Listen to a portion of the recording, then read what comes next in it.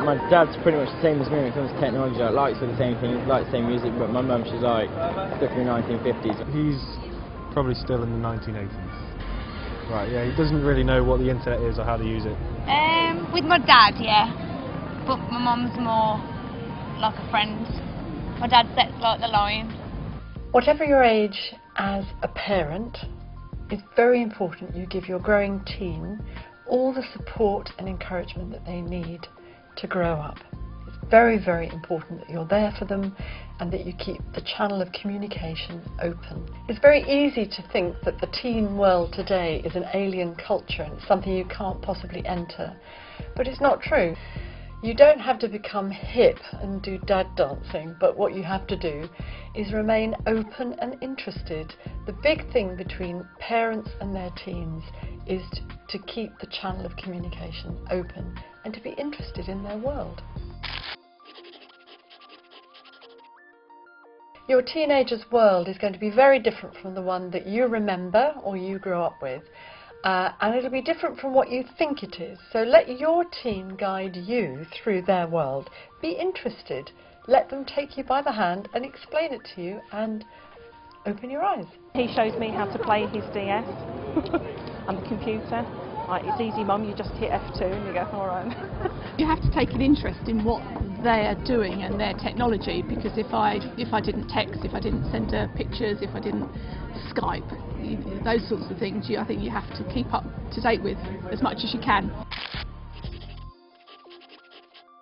If you try and show your teen some patience, especially learning about things in their world that you either don't understand or maybe you feel you don't approve of, they will respond with patience in kind.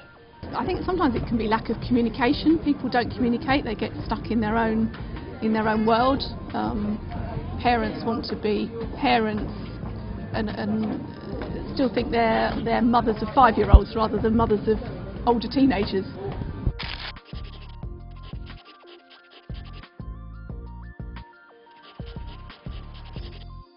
If you show interest, they will open up to you, they'll talk more. Keep your mind open, keep the flow going between you. Don't shut down and don't shut them down. Just keep it open.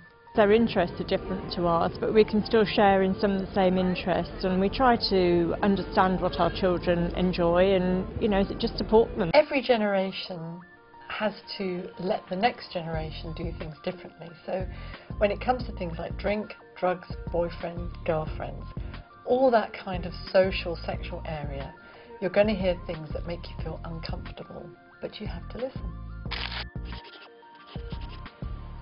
If you adopt an open-minded attitude and you're not judgmental and you're tolerant, it's more likely that you'll keep the channel of communication open between yourself and your teen. And you might even find they want to know what you think about certain things. But it's always a good idea not to offer that up until you're asked.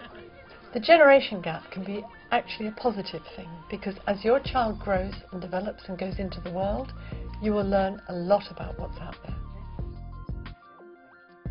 It's very important for you to embrace the changes as they occur, because really, being a teenager, the same issues are just the same as when you were a teenager.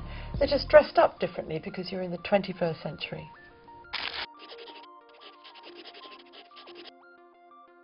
As your teenager grows, they'll obviously be looking forward to the future, and that's actually a place that you can engage with them.